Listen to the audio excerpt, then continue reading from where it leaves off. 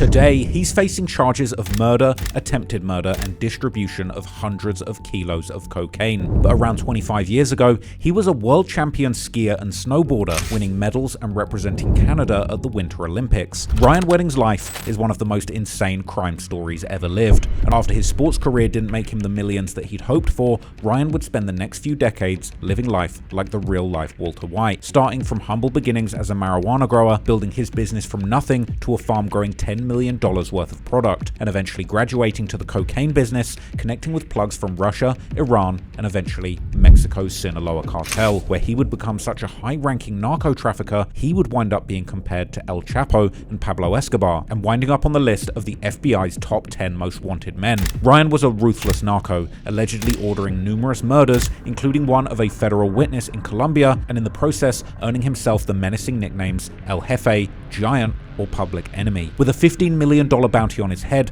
by 2026, the FBI would make a shock announcement that Ryan Wedding had finally been brought into custody and was being flown to America to face justice. But bizarrely around this time, a suspicious social media account would emerge, proclaiming his innocence and suggesting that Ryan had never really been captured. In fact, it would claim that he had walked into the American embassy all by himself and surrendered willingly. This is the shocking true story of how Ryan Wedding went from mountains of snow to mountains of blow, having numerous people killed to protect his empire, and how he just might get away with it all. The city of Vancouver has been consistently ranked as one of the 3 most livable cities in the world.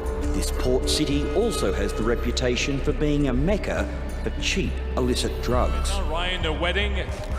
At 6'3" and with grandparents who owned a ski hill in Thunder Bay, Ontario, Wedding proved a natural. A gunman apparently walked in and shot him 5 times in the head. U.S. authorities say it was Ryan Wedding who ordered that hit, placing a $5 million bounty on the witness's head. It was complete silence. Only the noises of gunshots were there. His lawyer advised them to kill this witness. By 2015, Wedding disappeared as the RCMP charged him in a sprawling operation targeting cocaine imports to Canada. U.S. authorities allege Wedding stashes his vast wealth in assets like this ultra-rare Mercedes now in their possession. Mexico even seized paintings purportedly belonging to Wedding and 2 Canadian snowboarding medals. To the efforts of the United States government, that the State Department has put up a $15 million reward for his capture.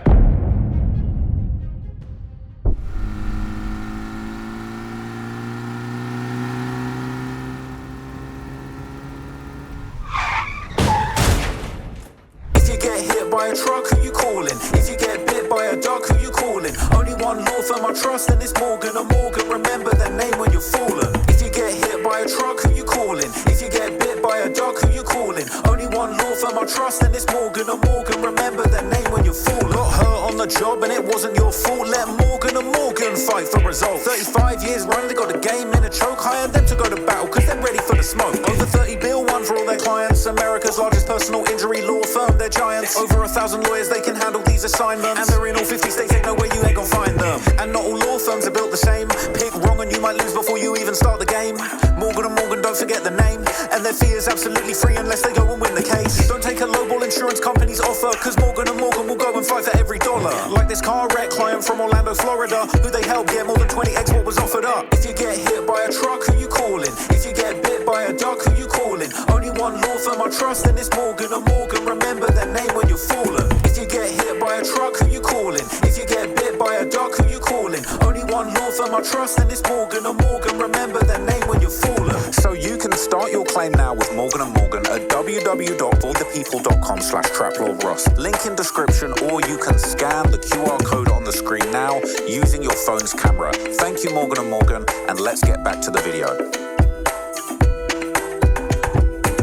If you want to watch my videos uncut and extended, go to patreon.com/traplawross, where you can get those for just $2. Also, you can now watch my new drops on Spotify, so go search me there, hit Here's the video. On the night of November the 20th, 2023, a deceptive calm settled over the rental home on Mayfield Road in Caledon, Ontario, a rural town in Canada less than an hour away from the centre of Toronto. Inside the residence, the atmosphere was warm and still as the Sidhu family would wind down for the evening. But unbeknownst to them, a logistical error made in a cartel war room thousands of miles away had just signed their death warrants. Suddenly, the silence of their tranquil home was shattered by the violent crash of the front door being kicked off its hinges, and their sanctuary was breached by armed gunmen who moved in with the cold efficiency of a hit squad. These hitters, wrongly believing that they had found the thieves of a stolen drug shipment, and once they were inside, they didn't ask a single question. They just began executing this innocent family.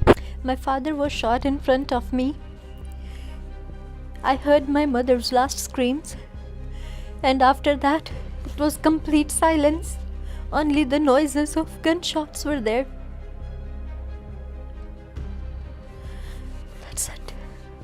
I didn't even get to meet them for the last time. My mom was in another room. My father was in front of me. He died. I wasn't able to do anything.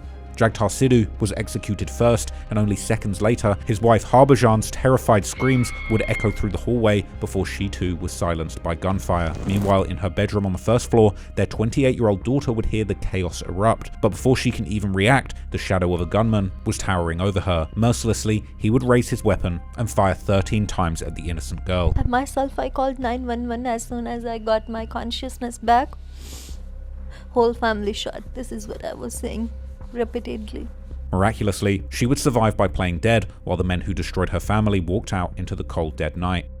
It's truly incredible that you're even able to speak with us today. You were shot 13 times. What have doctors told you about what your recovery is going to look like? It's still gonna take a long time. I still have to learn sitting, standing, walking. It's been very hard. And some days are okay, not too bad. Some days are filled with pain, lots of pain and medications every time. This cold-blooded hit was apparently sent as a message in response to a stolen drug shipment that had passed through Southern California, and the people accused of sending it were Ryan Wedding and his right-hand man, an enforcer who went by the name of Andrew Clark.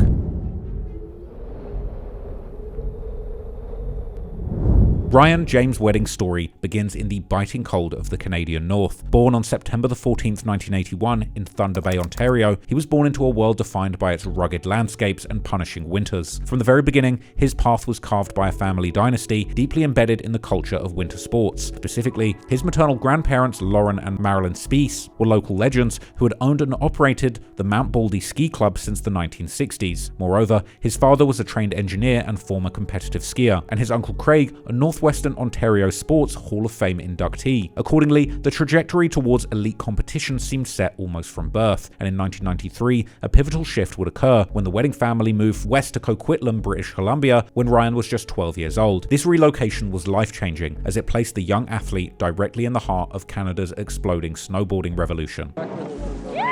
This is what all the fuss is about. It's like snow surfing, an idea that originated in, where else? California. It's been around for almost a decade in the United States, and now it's becoming the trendy thing to do on our local ski slopes. Almost immediately, a young Ryan would adapt to the new discipline, and by the age of just 15, he had already secured a coveted spot on the Canadian national ski team. Throughout his rapid ascent, he was supported by his family every step of the way. From what I remember, he had good family support. His mom and dad were at all the races, and in a short period of time, he proved his natural talent wasn't just a fluke, eventually capturing the bronze medal at the Junior World Championships in 1999. Consistently climbing the ranks, he followed this up, winning a silver medal at the 2001 Junior Olympics. However, as the millennium turned, Ryan's sights were firmly set on the 2002 Winter Olympics. The 6'3" aspiring gold medalist was an imposing figure, and to many, he represented the hope of the nation. Yeah, well, when I met Ryan, you're right. I'm about 10 years older than him, and at the end of my career, and Ryan was just 18 or 19, and he was like 6'3", You know, he looked like Superman. He was going to be the next, and pretty much was the next best guy on tour that we had seen. And so, poised for glory, he arrived in Salt Lake City, ready to represent his country on the world stage in the parallel giant slalom. But the Olympic Games for Ryan Wedding was unfortunately a heartbreaking disappointment, and the pressure proved far too much for the young athlete to handle. On February the 14th, 2002, instead of standing on the podium, he finished a disappointing 24th place in the men's parallel giant slalom, failing to even qualify for the medal rounds. This disappointing result would play at least a small part in shaping Ryan Wedding's dark future. For him, you know, his future was probably top of mind, and you know, when he didn't perform, you know, at the top of his game in Salt Lake City, then he probably was thinking, like, what's the next thing that he can do, you know, in his life to earn an income. This massive failure was clearly a crushing blow for Ryan. Perhaps he'd imagined glory as a snowboarder and the fame and riches that would come with becoming a top athlete. But his huge successes in the Junior Olympics simply didn't translate into success in the big boy adult Olympics. Consequently, the risk-taking and competitive instincts that drove him down that mountain simply changed lanes, directing him to a much darker and more dangerous enterprise. And in the absence of the fame and fortune that he thought snowboarding would bring him, he decided to apply himself to another white powdery vocation, deciding instead to go from Shaun White to Walter White and get all the toys he wanted in life from the murky world of dealing drugs.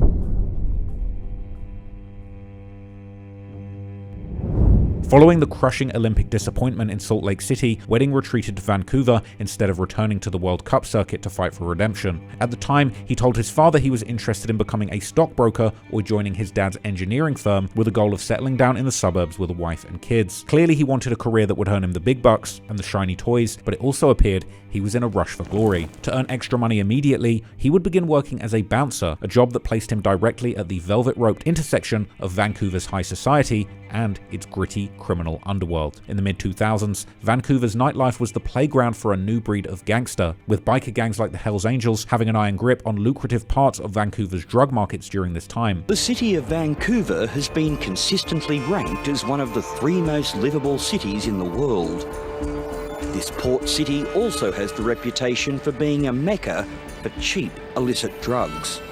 And with a boom in sales, there's been a major change in who controls the multi-billion-dollar business. But that changing of the guard has triggered a torrent of violence. Across Canada, the once dominant mafia has been pushed aside. The rough, homegrown gang has taken over. The Hells Angels. Leaders in an enterprise that feeds on the misery and shattered lives of its victims. This was also the era of the notorious United Nations, or UN gang, led by the charismatic and ruthless Clay Rouche. But then there is another side, a hidden side caught by police cameras and microphones. Cross-border drug drops, photos of evidence, bullets, bling, and boomboxes in armored SUVs. Canadian authorities provided plenty of evidence to their American counterparts that led to Clay Rouche's guilty plea, and now that evidence has been made public. It shows the former kid from Chilliwack turned gangster talking with other gangsters about drug deals. They would also be at war with their violent rivals, the Red Scorpions. The city's new white team pulled off the raid Friday night. The squad was formed to tackle drug crime in the city, and its first big operation is being hailed a huge success. 2 men are in custody awaiting formal charges. One of them is directly linked to a notorious Lower Mainland gang. At least one is known to our investigators as Red Scorpion. The Red Scorpions are well known in BC for all the wrong reasons. The gang has been involved in violent turf wars linked to the drug trade, including the Surrey 6 killings back in 2007. Now that war could be coming to Nanaimo. Unknown to the police, the city was on the brink of a gang war over its lucrative weed markets. These new gangs would leave bodies in empty cars along the waterfront, but their favourite hunting grounds were the very same nightclubs where Ryan Wedding was working. While the danger would leave other bouncers to start wearing bulletproof vests, the fearless and thrill-seeking Ryan Wedding refused to do the same, as he was apparently intrigued and excited by the violence of the drug wars. As a bouncer, he would watch as gang members flaunted cash earned from cross-border marijuana smuggling, as the dope dealers from various gangs would splash out on bottle service, exotic supercars, and penthouse suites. Intoxicated by this lifestyle, Ryan would physically transform himself to fit the part, dressing like the dealers that he looked up to, rocking Breitling watches and iced out Ed Hardy shirts. Now, I remember this era, and I was rocking out as a teenager in a fake Breitling and Ed Hardy shirt myself, but fortunately I didn't fall into the dope game like Ryan Wedding. But for Ryan Wedding, he had undergone a complete transformation mentally and physically. Gone was the lean agility of a slalom race, as he would aggressively bulk up his physique through bodybuilding. With his newly acquired drug dealer starter pack, he apparently got obsessed with the gym, and he said that he hated if he worked out around anyone bigger than him. And beyond the gym, he was also becoming a monster in the streets. At a certain point, he began running weed grow operations too, and making money in the streets, and that money would come thick and fast. By 2006, the former Olympian had dropped out of college and was living in a condo with 30-foot ceilings in a ritzy neighborhood, driving expensive vehicles and outfitting his home with arcade games. He had quickly gotten rich off weed growing, splashing out on everything a first-time drug dealer would want. He had his initials carved in the entranceway of his condo, a garage kitted out with a Hummer, a BMW M5, and a Ducati superbike, but the glaring disconnect between a bouncer's income and this lavish lifestyle and spending was the first red flag to those around him that Wedding had found a new illicit revenue stream. Under the guise of legitimate business, Ryan Wedding had been running an enterprise in the streets since 2004, headquartered on a rural property in Maple Ridge, British Columbia, named the 18 Carat Farm. But apparently he wasn't growing carrots unless you count the Camberwell kind. According to reports, Wedding and a partner were cultivating 8,000 marijuana plants in a warehouse, harvesting every 2 weeks and selling them to a broker that pulled them in hundreds of thousands of dollars every year. But eventually, the authorities were tipped off when records revealed the simple warehouse was consuming enough electricity to power a medium-sized farm consistent with electrical use needed for high-intensity discharge lamps used in industrial-scale cannabis cultivation. Essentially, Ryan's operation was gobbling up way more power than it needed, and that gave the game away. On September the 22nd, 2006, the Royal Canadian Mounted Police would take action, breaching the warehouse with tactical units and seizing a whopping $10 million worth of marijuana. This came in the form of 6,800 plants and 86 pounds of dried flower, alongside a safe that was apparently stuffed with loaded guns. This grow was described as the largest marijuana bust in the history of Maple Ridge. But incredibly, with nothing but a confidential informant linking Wedding to the property, the police never actually pressed charges against him. And ironically, after essentially running it up millions of dollars off the drug game, getting caught, and facing no real consequences other than a financial loss, Ryan Wedding was unperturbed, and he vowed to build back better, and soon he decided to graduate to dealing harder drugs.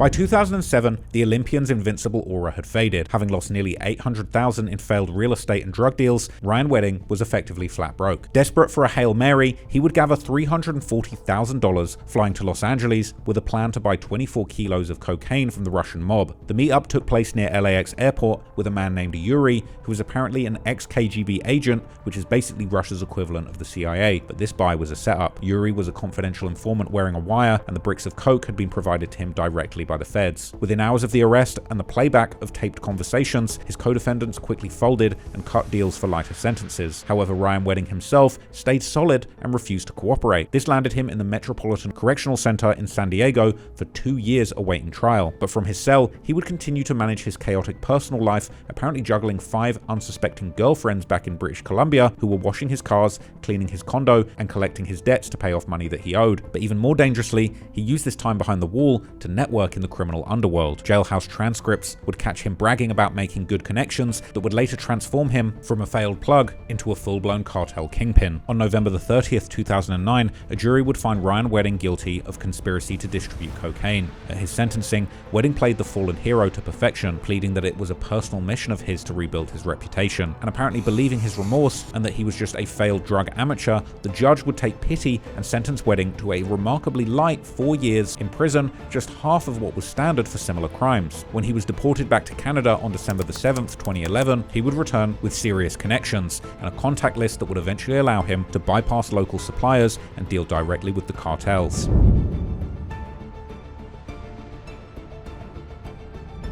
Upon his return to Canada in 2011, Ryan Wedding would leverage his American prison contacts to burrow deeper into the criminal underworld. Very little is known about exactly what he was up to or how he was running his operation during this period, but what is clear is that behind the scenes he was moving serious weight and becoming a full-blown drug lord. He would leverage his contacts from Mexico to North America, specifically Canada, to run up millions in the streets. And as the years went on, small pieces of information would begin to come out, linking him to that criminal underworld. By April 2015, the RCMP, or Royal Canadian Mounted Police, had caught up with Operation Harrington, a massive crackdown on drug smuggling routes from Mexico and Colombia to the United States of America and Canada that revealed that Wedding had infiltrated the Canadian government itself. As part of a string of raids, the police at the Canadian port of Halifax seized 200 kilograms of cocaine in 3 days, as well as a haul in the form of 400 bricks stamped with Louis Vuitton logos, a mark used to indicate high-end purity. Charges were laid against employees of the Royal Canadian Air Force, the Department of National Defence, and the Canadian Coast Guard, showing that Wedding had turned national defence assets into smuggling corridors. This was apparently a huge conspiracy that also involved gun smuggling in 8 separate importation conspiracies.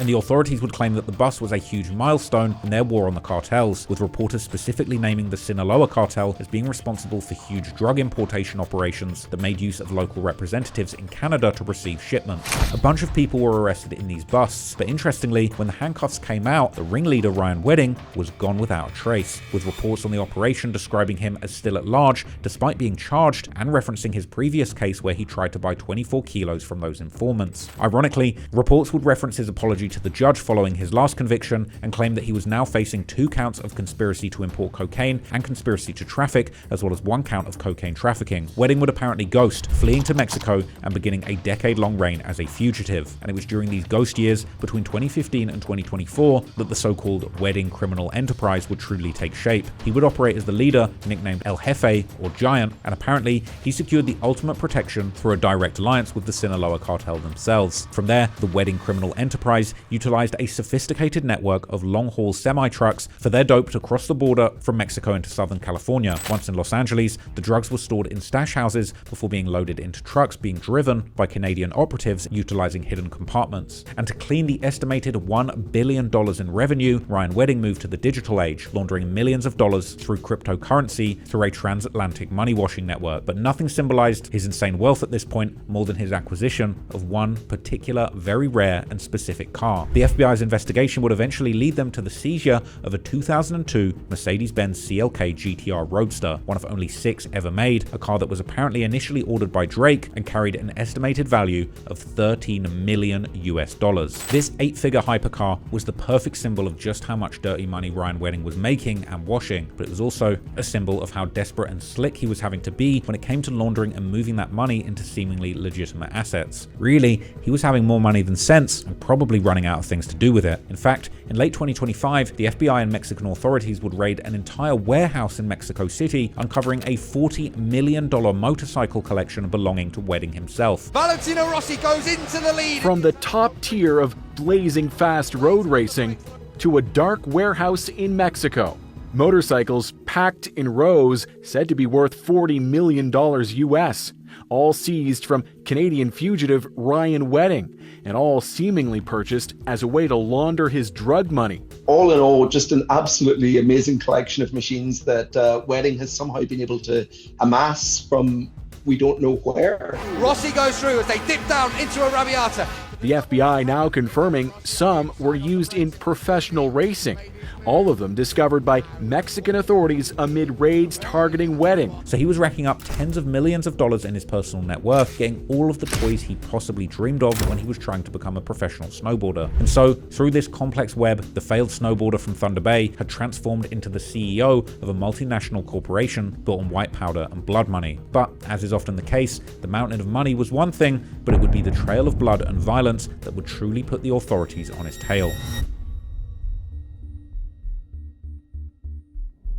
Following the slaughter of the innocent Sidhu family in 2023, in Caledon, the violence would continue, transforming a singular, horrific error into a systemic campaign of murder and elimination. Ryan Wedding, now insulated in Mexico, allegedly authorized a series of cleanup operations to settle debts and silence loose ends. The first target was 29-year-old Randy Fader. Unlike the Sidhus, Fader was not a case of mistaken identity, but an existential threat to the business that apparently needed solving. He was allegedly a big-time dope pusher in the area, and he had been investigated for 3 years, beginning in 2017 and culminating in a 2020 raid where 4.3 kilos of weed was seized, along with an undisclosed amount of fentanyl, 196 grams of cocaine, cash, guns, and a pill press. But it would all come to a close for him on the afternoon of April 1st, 2024, on a quiet street in the tourist city of Niagara Falls, Ontario, where the mundane rhythm of the neighborhood was shattered by an assassin's gunfire. Fader was apparently killed in the driveway of his home in a point-blank execution-style shooting as a result of his involvement in the Wedding drug ring. According to court documents, Fader was on the way out with a friend just before 6:20 p.m. when he turned to go back into the house to get something he'd forgotten. At this point, a white Audi would pull up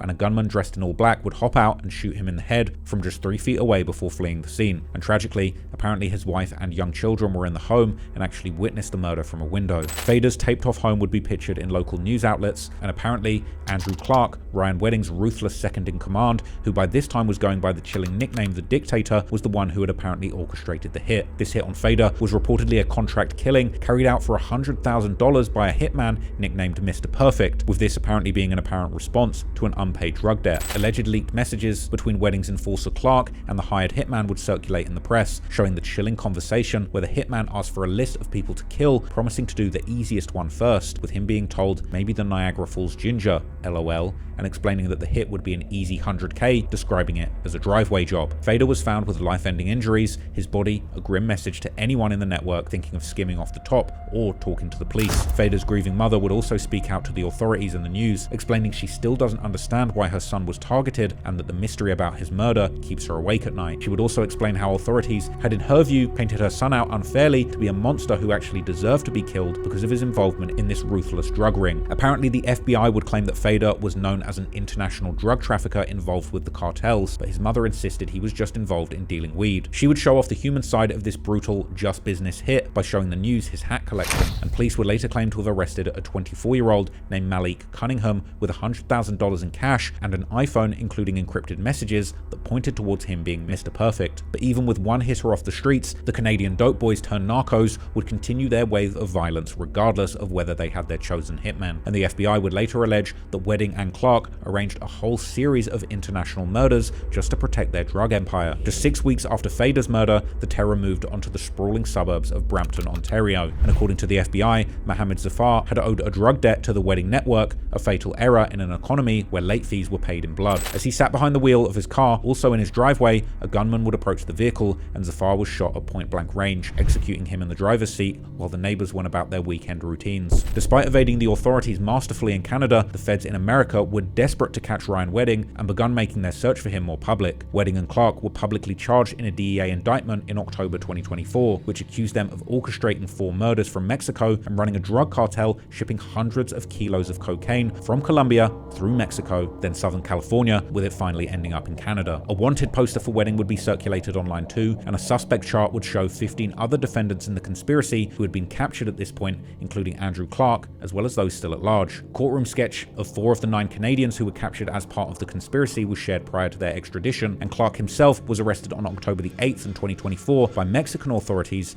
and extradited back to the US, arriving there in February of 2025, with Clark later pleading not guilty to murder and drug charges. But despite evading capture, the net was closing in on Ryan Wedding. Authorities circulated surveillance pictures taken of him by the FBI, and behind the scenes, Wedding was still willing to order murder and try and protect himself from facing accountability for running this drug empire. But the most brazen act of violence would occur thousands of miles away in the mountainous city of Medellin, Colombia, the original source for the cocaine being trafficked throughout America. The target was only known as Victim A, apparently a US federal witness who had turned state's evidence and was planning to cooperate against Ryan Wedding, but believing that he was safe far away from Canadian or Mexican soil. But on that afternoon, he would sit down at the restaurant Mi Arepa in the upscale El Poblado district, unaware that his location had been compromised. He would take a seat, order food, and begin to eat not knowing that this would be his last meal. Surveillance footage would capture the cold efficiency of this hit. First, a heavy-set male scout would signal the all clear, then an assassin would calmly walk up to the open window, firing 5 shots from a silenced handgun into the back of the witness's head. As patrons screamed, the shooter calmly vanished into the traffic, leaving behind a message that no borders could stop the Ryan Wedding organization from touching you. Shockingly, prosecutors allege that the hit was facilitated by the alleged cocaine lawyer,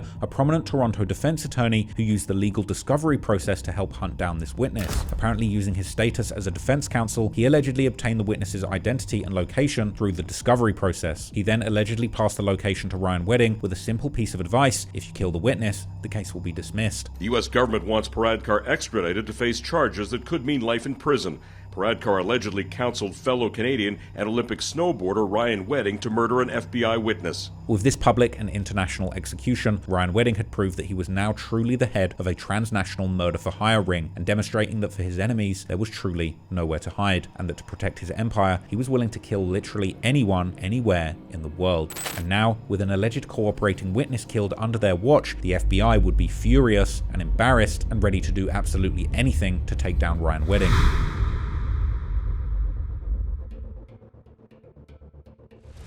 In response to the bloodshed, the FBI launched Operation Giant Slalom, an ironically named tongue-in-cheek reference to the devastating loss Ryan suffered in the 2002 Winter Olympic game with the same name that caused him to quit sports and take up drug dealing in the first place. With a new US administration prioritizing the drug war, pressure mounted on Mexico to take action, and security analysts believe that Wedding eventually brought too much heat, even leading the Sinaloa cartel to betray him to save themselves. Over the course of 2025, the FBI put in work and begun to track down Ryan Wedding and close in. In March of 2025, 2 months after the murder of the alleged cooperator in Colombia, the FBI announced that they were upping the reward for any information leading to Wedding's arrest to a whopping $10 million, later increasing that even more to an eye-watering $15 million.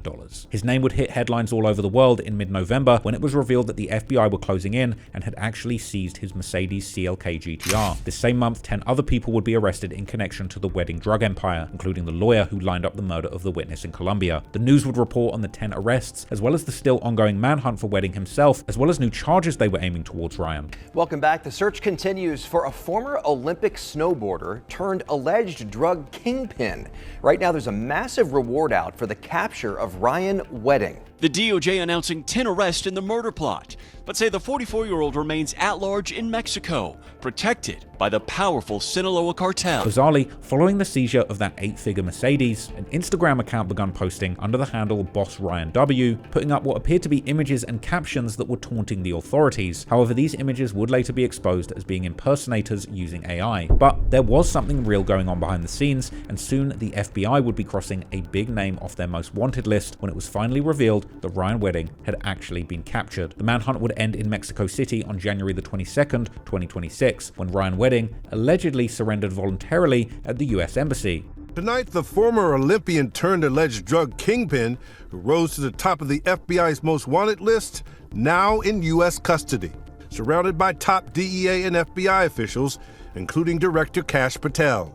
This individual and his organization and the Sinaloa cartel poured narcotics into the streets of North America. While yet another allegedly AI-generated post would circulate claiming to show Ryan outside the embassy about to turn himself in. But what wasn't AI was his perp walk, which received huge publicity as he arrived back on the US soil, with FBI Director Kash Patel taking a victory lap. This was an interesting moment that caught headlines, with Ryan going viral for his apparently expensive designer fit, proving that even when turning himself in, Ryan Wedding was still that flashy, designer-clothes-wearing demon that he had been all those years ago when he was working as a bouncer, aspiring to sell pot. Today, Ryan Wedding sits in a federal cell awaiting trial that's currently scheduled for March 2026 after pleading not guilty, and if convicted, he'll be facing a mandatory life sentence.